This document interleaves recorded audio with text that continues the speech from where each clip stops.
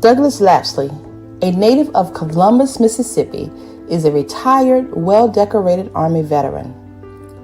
Joining the Army in 1993, he served 23 years of distinguished service until he retired in September of 2016.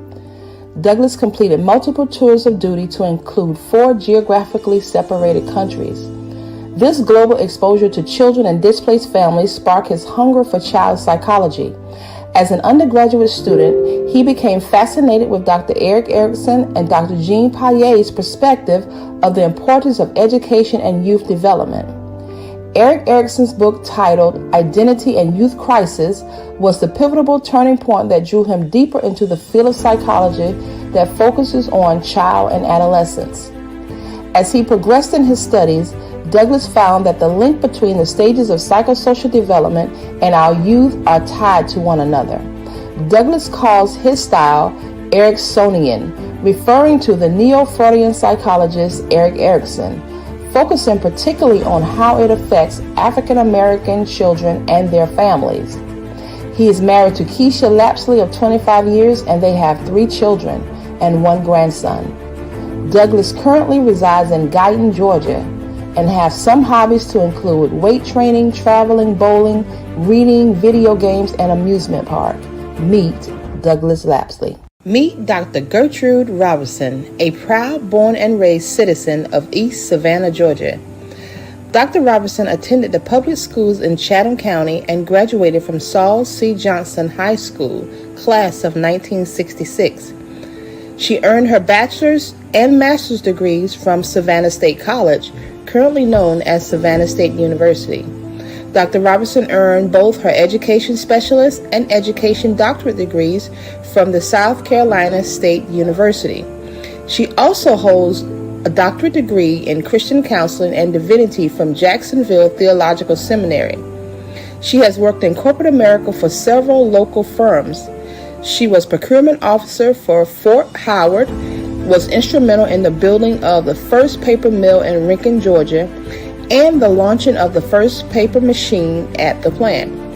In 1992, Dr. Robinson accepted a position as a middle school teacher at Mercer Middle School. This was the beginning of a career in public school education. She has served as teacher, program specialist, assistant principal, and center leader for the Savannah-Chatham County Public School System. Dr. Gertrude retired on paper in 2011. Dr. Robinson is currently the coordinator of a virtual learning pod, serving students in both public and private schools. She is also the program director for an all-male summer program titled Growing into Manhood with STAR School Initiatives. She proudly serves as chairperson of the Parent University Board of Directors. She's also a member of the Recovery Place and Chatham Area Transit Board of Directors. Dr. Robinson is a wife, mother, mother-in-law, grandmother, godmother, and the middle of 6 children. Let's welcome Dr. Gertrude Robinson. Good evening. Welcome to another episode of Ready, Set, Talk, where we discuss real issues affecting real people in real life. Tonight, I'm excited about my guests, Dr. Gertrude Robinson and Mr. Douglas Lapsley, who's going to help us discuss parenting an African American child. Now, let me say this. Parenting any other child from any other race or any other culture is no less important. However, given our experiences and our exposure, what we understand is that the African American child is often faced with realities, experiences, and challenges that are not experienced by other races. So that's why we chose, since we have been exposed and we see the dynamic of parenting African American children, we wanted to take a few minutes to address that specifically. So maybe some other time we'll do another race or another nationality, but tonight we're doing the African American child. So stay with us. Let's talk. Let's have dialogue. If you have questions, you have comments, feel free to put them in the chat room or the comment box, and we will get back with you. So tonight, Dr. Robinson and Mr. Lapsley, this is a topic that I know both of you are passionate about, because when I called you, both of you, to talk about this topic, you were eager to say, yes, let's do this, let's have this conversation. And so tell me, either one of you can start first. Tell me, what was it that struck you about this conversation that said, yes, I need to be a part of this. I have something to share. I think this is something we need to address. Well, for me, my life has been raising children, African-American children. Fortunately, I've had the pleasure of raising an African-American male. And God has blessed me that now I have 2 African-American girls, and they're both teenagers. Wow. And also, my life work has been in education and in middle, high school, and elementary school as well. And I've had a lot of encounters with parents of African-American children who were doing the best that they could. And just didn't have enough information to know what to do next. And we also know that African-American children, especially males, are the most likely to have an unfavorable outcome when they encounter law enforcement. Right. About over any other race. So I think to talk about it in real talk is what we need to do. And I think parents need to be equipped in a way that when these circumstances come up, they'll have the language, they'll have the skill sets to help their child navigate through these challenges. And you can tell that I may have a more bent to African-American males when I talk, because if I say things, usually going to be about African-American males, because I think they're the most at risk, not at risk, but the most underserved part of our population. And they've been categorized as at risk, but it's not them, it's the system that they're brought up in that has created these roadblocks or challenges that causes them to not to be able to be the best that they can be. So it's conversations like this that will alert the entire world about what we can do to mitigate some of these challenges. That sounds good, and you said a mouthful of some things I want to go back and ask questions about. But I'm going to ask Douglas, what was your reason? Well, for me, one, being a African-American male, also being a father and having 3 children, and being an aspiring child psychologist. So many different dynamics is what got me interested into this topic today. Because what some people don't know is between the ages of 10 and 19 years old, the African-American male faces not only depression, racism, injustice, and low self-esteem. So me being a parent, but also being an aspiring child psychologist, I was interested in those particular factors. And one of the things that I found out is that the average African-American family does not know the stages of psychosocial development.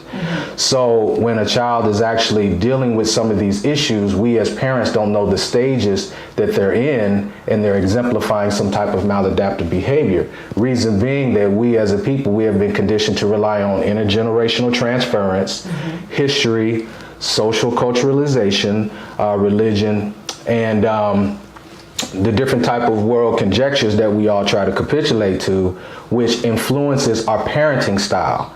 But what do you do when you have all of those things in place and the child still has maladaptive behavior, just not doing the things that you think they should be doing after you applied all those things?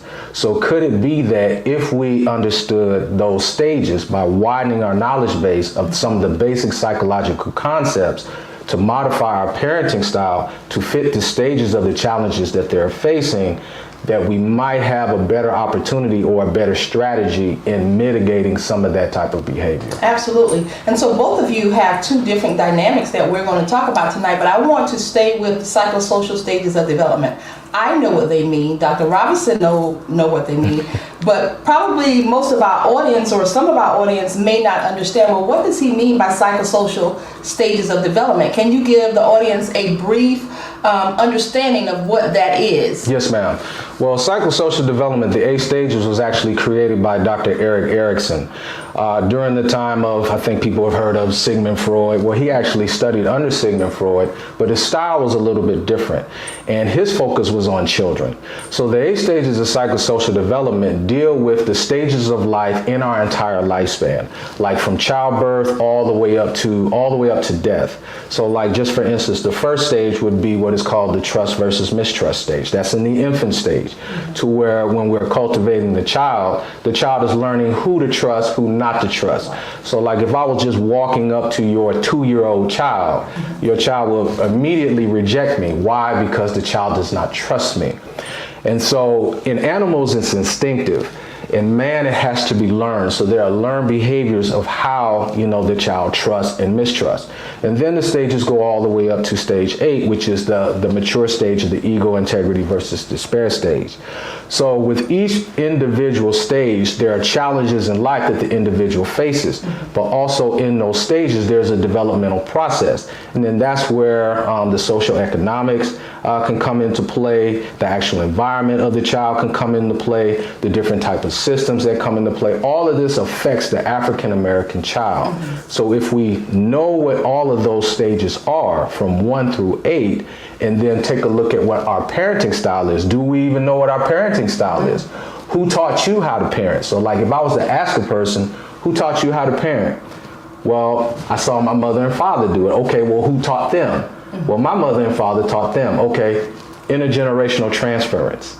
So just because intergenerational transference passed down from generation to generation doesn't mean that it's bad, but what are the gaps and what we're missing, again, when that child exemplifies deviant and maladaptive behavior, when you have put everything into play. So that is where those stages come in. So here's another good stage. It's called the identity versus role confusion stage. That's around the teenage stage, because as we know, the child functions on multiple different planes in the midst of multiple systems. So the 3 planes that the child functions on is home, school, and society. So you're teaching me as a child how the home functions. Then once I leave the home, the school and my peers are telling me to function a different way. And then society is telling me to function a different way. So I'm dealing on 3 different planes, at least 8 hours a day, 7 days a week. So naturally I'm confused, because what society is probably saying is okay, you're not saying it's okay in the household. And then that's where the identity versus role confusion come in. Then that's where some of the deviant behavior might come in, or it's probably not even deviant behavior. They're just confused, or they're just trying different things in their particular stage of life. But as a parent, I did not raise you this way. We always say that. Okay, well, that might be true, but what stage are they in? As a parent, what stage are you in? What is your parenting style? So it is not to insult the integrity of a parent. It's just to widen the knowledge base of some of the things that are completely in front of us, just like this table. But do we actually know what it is and what is surrounding it? Absolutely good. And so what I hear him saying, and what I do agree with, is not to discredit what you're doing as a parent, but it is to say, how can I expand my knowledge? How can I add to what I already know? And in some cases, even make some corrections to maybe something I've been doing I thought was working, but it's not working. Because we all know to keep doing the same thing, expecting a different result, is insanity. So this is an opportunity to maybe learn and say, okay, what dynamics can I change or look at or expect to see if it's really working for parenting my child? And to think about parenting children, if you have more than one child, parenting is going to be different for each child, because each child comes with his or her own personalities, different developmental things. So you have to take all of that into consideration. Dr. Robinson, I think you deal more with them once they get into the teenage years. Or adolescence? Well, my approach is a proactive approach. Okay. During my careers, it was mostly the middle and high school students.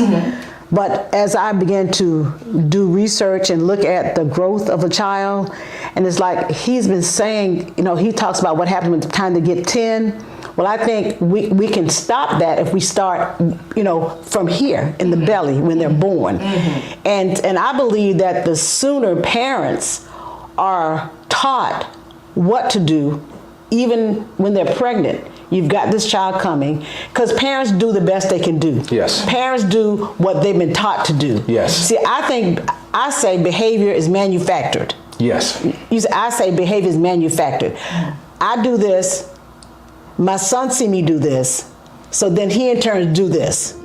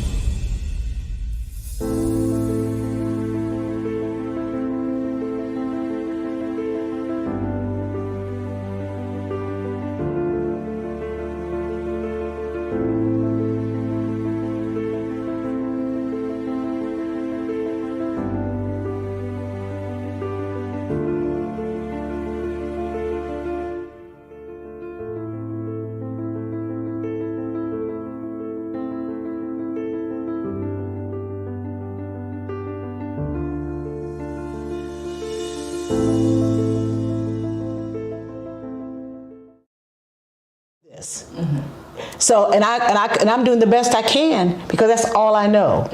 And like he was telling us is that we need to equip parents with different tools in their toolbox. You know, we may not use the same terms he's using, you know, because it may be that they don't quite understand it. But we take the time to break it down to say, okay, listen, I understand that you're doing the best that you can do. And I'm not here to even deny that what you're doing is not good, because it's the best that you can do.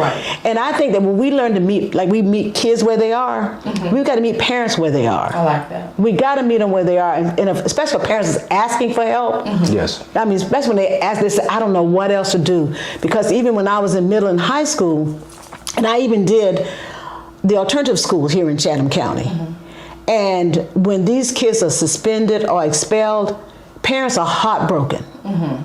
And they're really asking for help. And I think the school system has not done enough to care for the parent. You know, when the parent sends a child to me, they're sending me the best that they've got. That's the best that they've got. And I need to engage them in a way that I need to know what I can do to help you do what you do better. Wow. So if we can't, you know, we say, well, I got this child in my classroom and I'm going to do what I got to do for these next 5 or 6 hours, and then I'm on my way to my stuff, you know. But I think we should take the time to get, that's what I like about K-8 schools. There's no reason why in K-8 schools that you don't build some kind of family relationship. If you've got anybody in your house for 8 years and you don't know the dynamics, of that person or that group, that's a problem. Right. That's a problem because if you got the same administration, the same set of rules, the same set of policies for 8 years, and if you say what I'm doing is working, then why is my child not better? No, I'm not turning my child over to you. I'm not. But you say, give me your child for 8 years, and I'm going to prepare your child to step out of here and walk into society and be a better person. That doesn't happen for every child. That does not happen for most African American child, and especially our African American males. So my journey now is to find a way, a proactive way, to get these babies when they're in kindergarten. And I believe in the 5 competencies of social emotional learning. If I can teach you how to self-manage, self-control, nobody has to manage you. You're gonna have the wherefore to manage yourself. You're gonna have enough control to know when to stop and when to go, when to talk and when to be quiet, when to ask for help and when to give help. If I can teach you how to build healthy relationships, you're gonna find a guy like him to hang out with. See, you're not gonna go find the guy on the corner or the guy that you know is not doing what your mom's told you to do. You're gonna find him, and then he and I are gonna hook up together, and we're gonna build a life together that's gonna propel each one of us to the next level of success. Because see, for me, failure is not a word that we should even put in our children's head, because they don't have to fail. They may fall down, They don't have to fail. but they have the skills to get back up, you know. And then I want them to be socially aware. You got to know that there's a big world out there. There's your view, there's a world view, and you got to know how to navigate all of that. And how does this world view connect with how I see things? How does this view propel me to the next level or not? That's when I know when to go and when to pull back. And then I'm going to teach you that you've got to be willing and able to have the skill sets to make responsible decisions. Because you got to know what to do, when to do it, and when not to do it. But if I don't have the tools, nobody's taught me that I don't have to say yes to everything, nor do I have to say no to everything. But I've got to know the difference. Right. Question for you. Where do you think it begins with children learning those 5 competencies? With conversation. And you may not say self-control, you may not say self-management, you may not say social awareness, but you would say, as a parent, you say, listen, baby, there's a big world out there, and you've got a lot to give. See, it's those positive reinforcement that we say that makes a child, you know, feel good about themselves. Because what we got to raise are children that's confident. Right. See, if a kid has got confidence, especially self-confidence, you can't stop. Ain't no way you can stop that kid, because he's already been built up inside. Right. That's going to spill on the outside. Right. What would you say to a parent who says, I've tried that, I've done that, I'm always speaking positive to my son or daughter, yet he or she continues to go contrary to what I've said or taught or have spoken to them? And I would say, guess what? There's a young man, professional young man, that can help you get to that next level. Because as African American, we got to learn to look for help, professional help. When you've come to the end of your rope, then, and I think that's where we should come in. We should be resource givers. Yes. If you come to me and say, Dr. Robinson, I just don't know what, I just have to throw my hands up, I don't want my child to go to jail, that's where he's headed. Well, I can't help you with that, but I have a resource that I can refer you to. Right. You know, we got to learn, because mental health is a real thing. Absolutely. A post-traumatic stress disorder, Yes. It's a real thing. See, we hear it maybe as buzzwords, Right. but it's in our community, the African American community. And the difference is we don't all of us don't seek out that professional help that we need. We listen to mama say, that boy, that's a stage. He'll grow out of it. Right. Just leave him alone. He'll be all right. Right. You know, but then you leave him alone, and then you don't know what to say at that phase, because you don't recognize it. You know, it's just, here's this rebellious child, you know, and they tell me he'll grow out of it. You know, then he gets through kindergarten, he gets through elementary school. then when it gets to middle school is when it really kicks in. That 10-year-old then becomes a problem for society. He's no longer your problem. Right. Now he's so what's the system going to do with him? Right.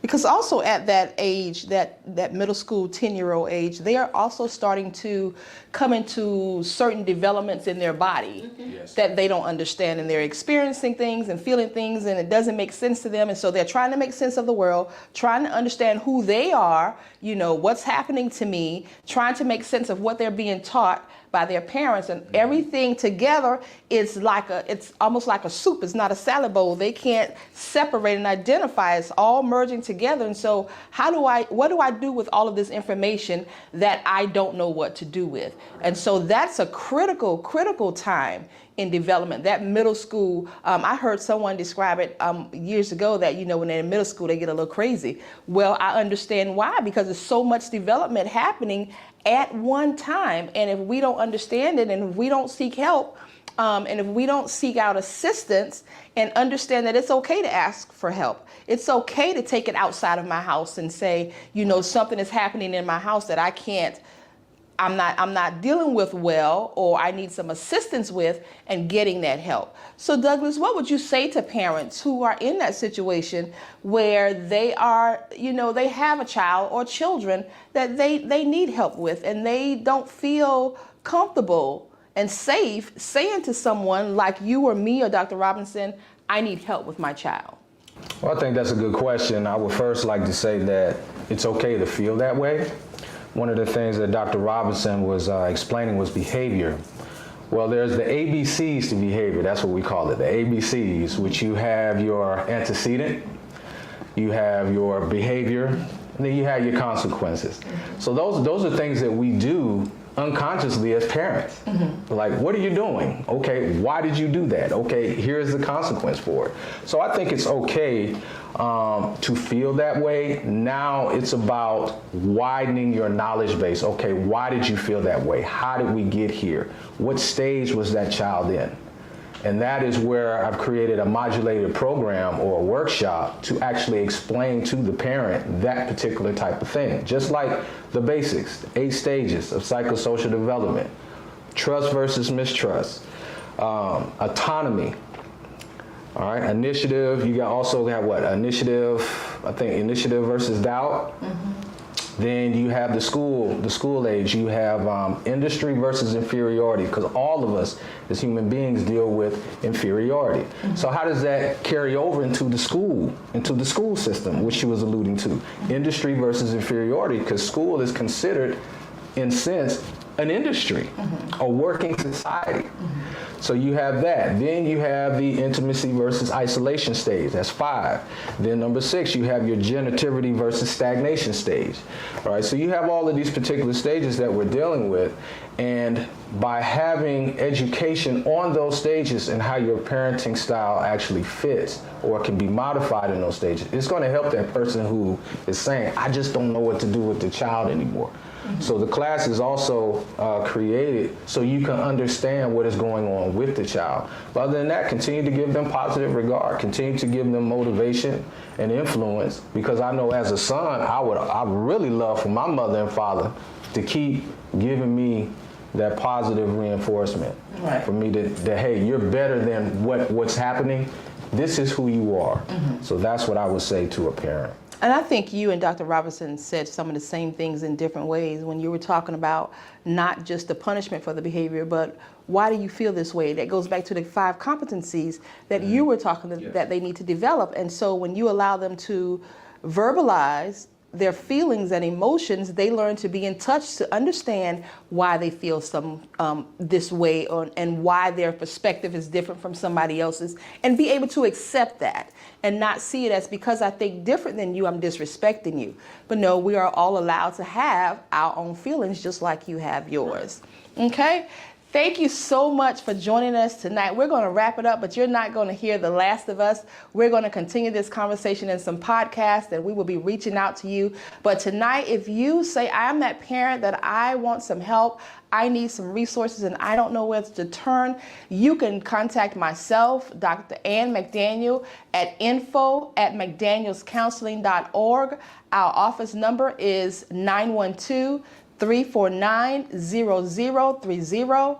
That's 912-349-0030. Send me a message and I can get you in touch with either Dr. Robinson or Mr. Lapsley, and we can get you the help you need as a parent. You don't have to do this alone. We're having this conversation because we care about you. Thank you so much for joining us in Ready, Set, Talk, where we discuss real people with real issues in real life. Have a good night. God bless. Real issues affecting real people in real life.